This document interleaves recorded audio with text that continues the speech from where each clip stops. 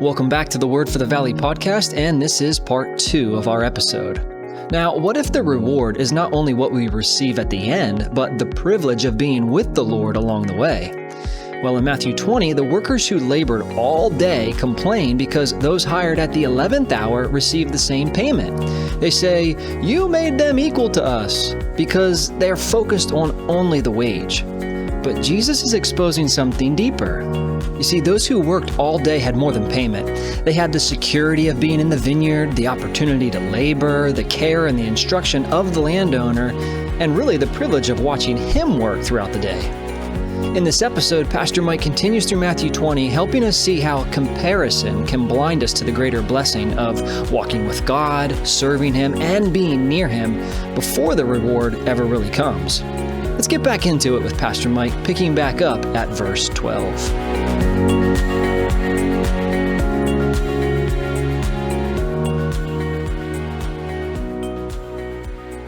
Saying, here's what they say, verse 12.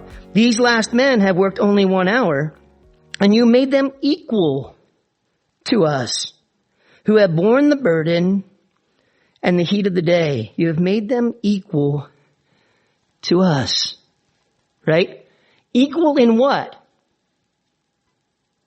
Equal in some things, right? Certainly. Equal in what? Equal in payment. You paid them equal to us. We're getting paid the same thing. But does that mean that those who were hired at the 11th hour had the equal opportunity as those who were hired at 6 a.m.? Absolutely not. Those who were hired at 6 a.m. got to work all day. They were guaranteed a space in the field. They knew they were going to get paid at the end of the day. They had the security of the landowner watching over them and giving them instructions. And more than that, they got to actually watch the landowner through that entire day. Those who view rewards in this way, and they say, well, if I don't get the reward that they get, they're mistaking something that is actually more important to the Lord than the payment or the reward that's received at the end. If for some reason, somehow this works out in all of heaven that every Christian gets paid the same, right? Every Christian, by grace you've been saved through faith, every Christian gets the exact same reward in heaven. That does not mean that the sacrifice we make on earth is any less significant, important, or valuable than if we don't get a reward in heaven, because merely by making the sacrifice on earth, we are experiencing things about God that those who wait to the 11th hour cannot. God teaches me things. He explains things to me. He walks with me. He guides me. He grows me in ways that I will only ever grow, giving my life fully and 100% to His purposes. Right? It says in the book of Hebrews that the writer of Hebrews, who was probably, no, I won't do that. You know who it is. But the writer in the book of Hebrews, he said, I want to teach you all these things, but I cannot because you haven't grown to understand the previous things by reason of use. It's not just the reward at the end that's significant. It's the path that we take that develops us and grows us. And sometimes to be the laborer called early to the field, right? The reward is inconsequential. It's what we get to experience about God. It's what we get to experience about the landowner in the process, and to see how all this plays out and how we learn and how we grow and how we become stronger and better for His purposes in His kingdom. That is really the ultimate reward. It's not just what we get at the end.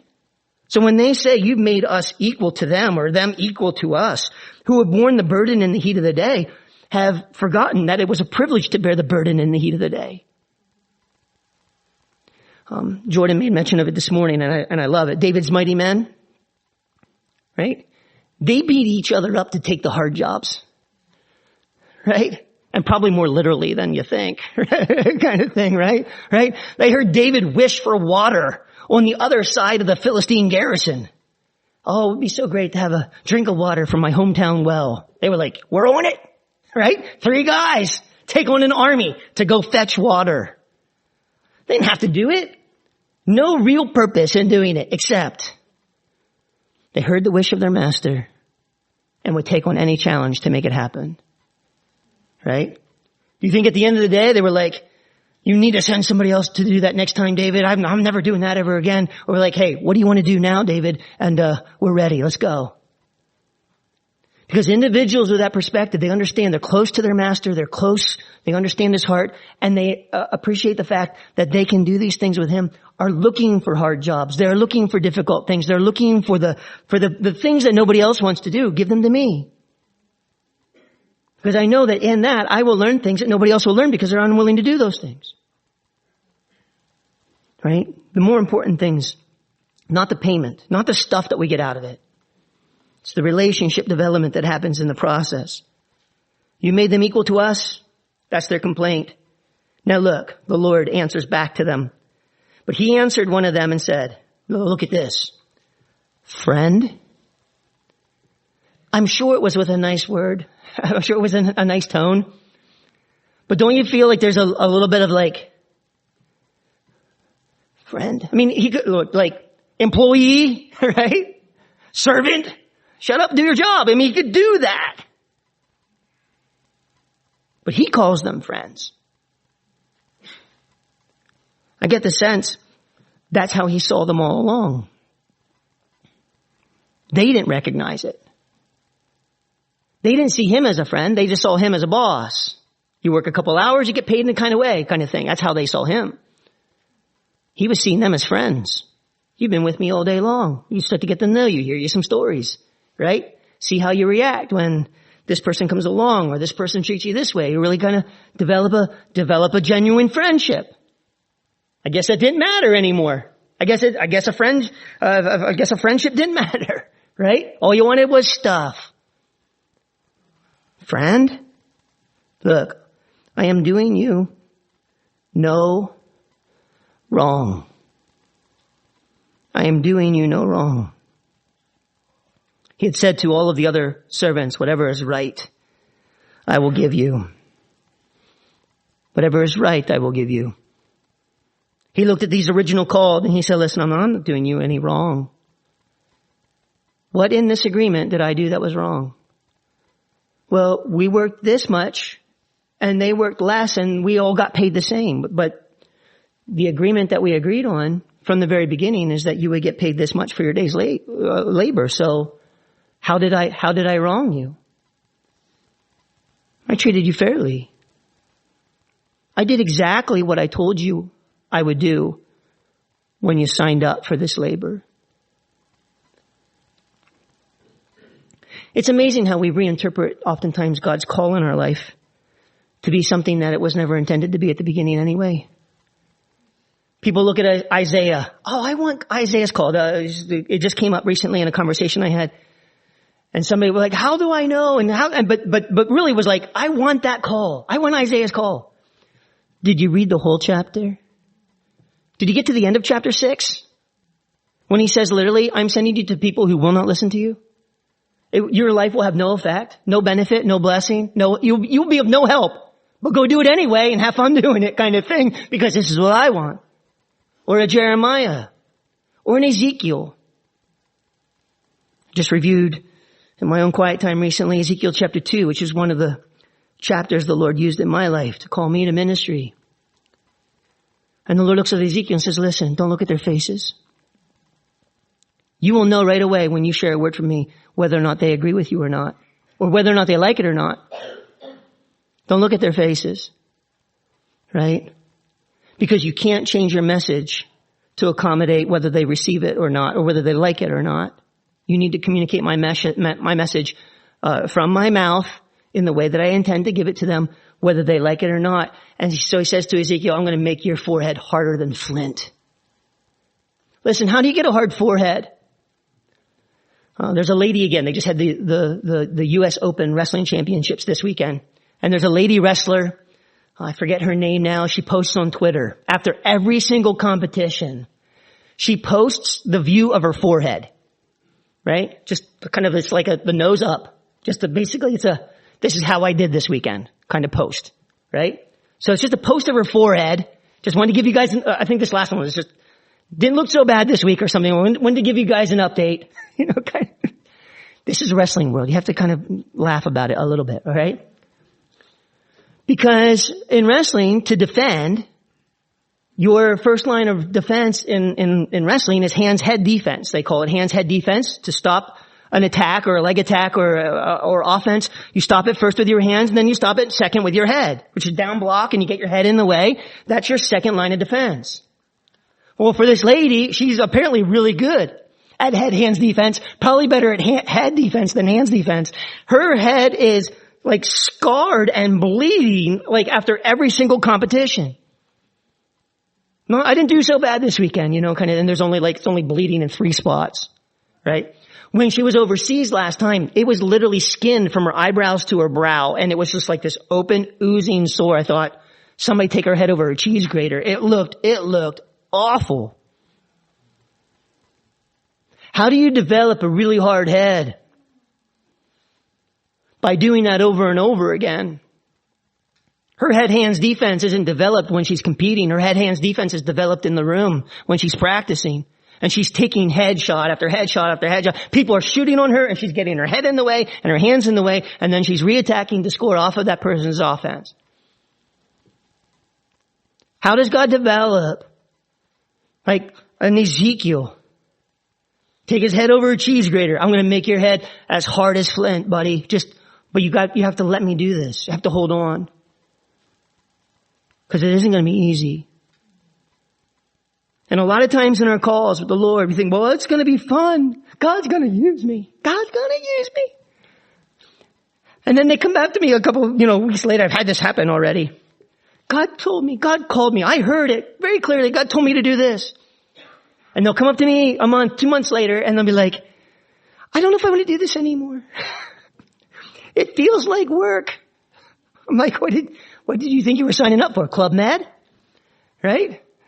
I go to church and I get tired. Join the crowd. Sunday afternoon naps. That's the glory of church. Right? In some ways. Go to church, work, get tired, go home, take a nap. What a beautiful routine. Can't hardly beat it. Right?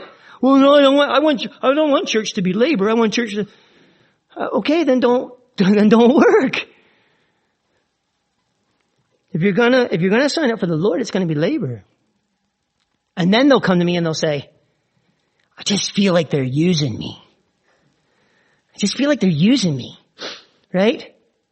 They didn't say, thank you. I don't get a pat on the back. We deliberately at this church do not bring our volunteers to the stage to give them any type of visible or physical accolades because we do not want the reward coming from man. We want people doing this because this is what God called them to do. That's not right for everybody, but it is right for us. Because some people, they just serve until they get the next pat on the back, and then they feel very good about having served, and then they move right along to something more self-gratifying. And these things, right? They didn't say thank you. Julie, they're 3. Julie works with the toddlers. Right? It was a tough room this week. It was tough. They were selfish. Julie, they're 2. Julie, like, come on, honey. This is what this is it. Right? My Bible time, I tried to teach them. It was like 30 seconds until they were chewing on one another or something like, well, good. You put 30 minutes or 30 seconds of a Bible story in some kid's head that they wouldn't have gotten otherwise. So good job. Right? Feel like I'm just trying to teach them how to sit for snack. Well, somebody's got to do it, so good, do it, kind of thing, and that's fine, right? But what did you think you signed up for when you signed up to be a laborer? I signed up to be easy. What are you looking for? The Lord says, I'm doing you no wrong. He says, did you not agree with me for a denarius? That was your agreement. You signed that contract. Did you not agree with me for a denarius? Take what is yours. Now look at this. This is a little bit firm. Take what is yours and go your way. I wonder if the landowner would hire these guys back the next day. I'm not sure he would. Maybe he'd give him a second chance eventually. But not with this attitude, not this way. This is not according to his heart, his nature. Take what is yours and go your way. I wish to give to this last man the same as you. Is it not lawful for me to do what I wish with my own things? Are you okay if I spend my money my way? As long as I do what's fair to you. Are you okay if I do that? Listen, This is not another human saying this. This is God saying this. Are you okay if I pour out my blessings the way I see fit to pour out my blessings? Even if somebody else seems to get more blessings than you get? Are you going to be okay with that? I mean, how humbling is this? Humbling, humiliating. And the last question he asks them is this. Is your eye evil? It's literally envious. Is your eye evil? Is your eye envious because I am good? Because I blessed them, now you're looking to get some of their reward? So what do you want me to do? You want me to break the denarius that I just gave to the people who just worked 1 hour, and you want me to give you half of their denarius so they only have a half and you walk away with 1.5? Is that what you want me to do? Why can't I just bless you all equally? I was fair to you. I was good to you. I did the right thing to you. But you're seeing this in a particular kind of way where you're making me now out to be the bad guy. You're making me look like I'm wrong. And listen, this is probably the greatest concern in all of this, is kind of what's being communicated by these workers about the landowner himself. You're making God look bad. You're making God seem as if he's a mean, kind of unfair individual calling us to just work real hard and he doesn't care about me and these kinds of, that's the furthest thing from the truth. He's doing what is right and good all the way down through here. It's just hard for some. That doesn't mean it's bad. Hard and bad are not the same thing. We are in an incredibly soft society that wants everything easy and now. And I hope to God that he allows that to change. I was just thinking about this yesterday.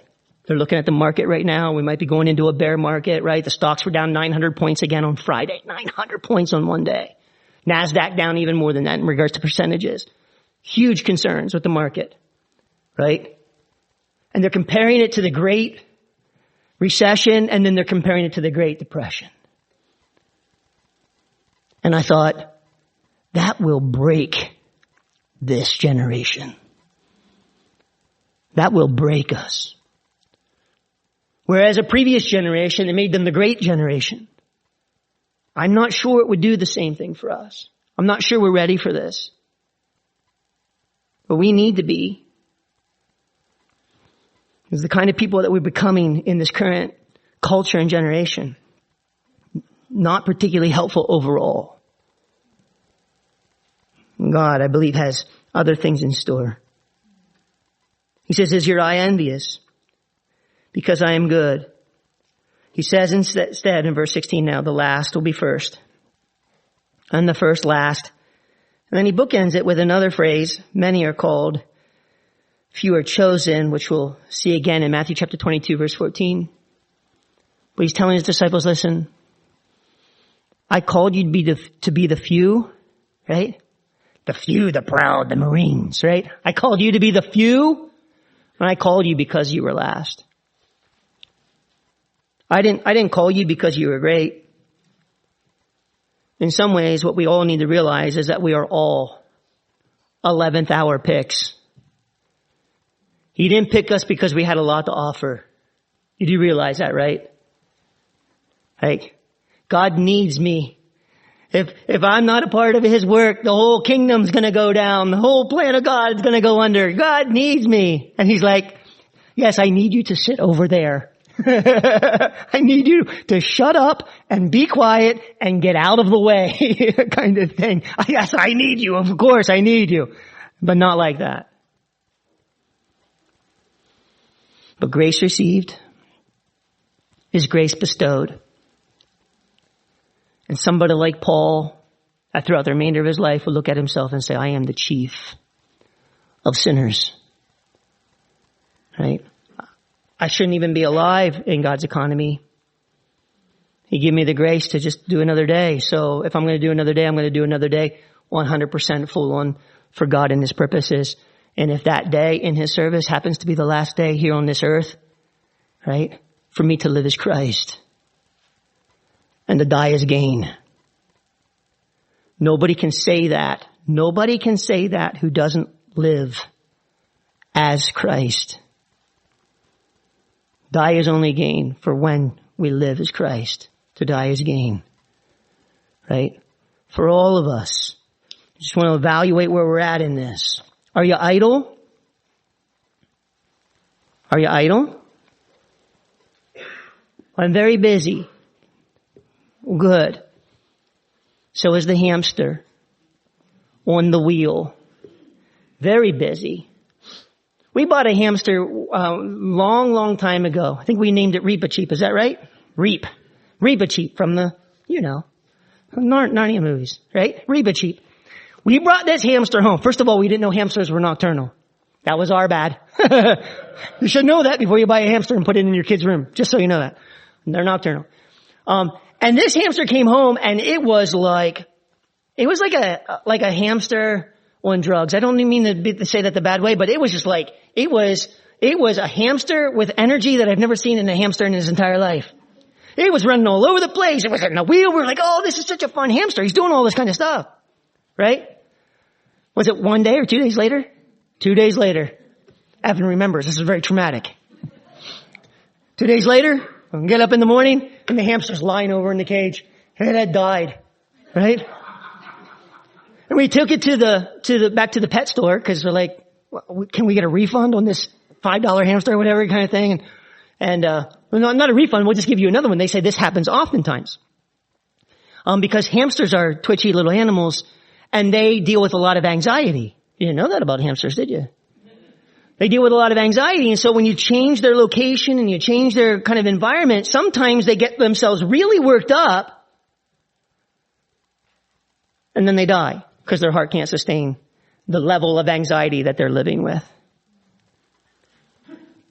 Listen, a lot of us in our lives, we mistake busyness due to anxiety for productivity in the work of God. And we think the faster we're going, the better we are until we fall over and die of a heart attack. Or until God sets us on our rear end and makes us stop and slow down and reevaluate how we're living our lives and whether we're actually doing it for Him or for ourselves. Never mistake busyness for progress. Progress moves in a line and it moves towards your calling. Progress in God's kingdom involves using His gifts, moving forward His kingdom, His work, in connection to His body. Those three things. His calling, His gifts, His work, His body. And in that, there's a whole world. There's a whole world that all of that out there can't touch. Take your $1 million homes. Take your $1 million jobs. I see how that ends. They're on the news all the time. Right? Johnny Depp, Amber Heard. You knew more about their home life than you ever wanted to know because it is all being broadcast on television on their entire court hearing. There are things that we shouldn't know out loud, kind of should not be said out loud, right? If money and celebrity and all of this stuff the world has to offer really was of any benefit at all, they would not be in that condition. Don't chase the things that the world has and expect to receive the rewards of the kingdom. You will remain on the sidelines idle. And there are a lot of so-called Christians that remain idle because they haven't made the determination to get involved in His vineyard. Get involved in His vineyard. But then learn there. Learn there. Learn to receive of His grace and learn to allow Him to grace others even more than you receive for yourself. Right? This is a lesson I'm trying to learn. If you would, let's stand, let's pray. We learn that busyness is not the same as progress. In God's kingdom, progress moves towards His calling, uses His gifts, serves His work, and stays connected to His body. That's where real fruitfulness is found. And if we chase what the world offers while expecting the rewards of the kingdom, we will find ourselves standing idle on the sidelines. But Jesus calls us into His vineyard, not merely to be busy, but to labor with purpose in the work He has given. All right, that's all for now. Thanks for listening to the Word for the Valley podcast. So long, everyone.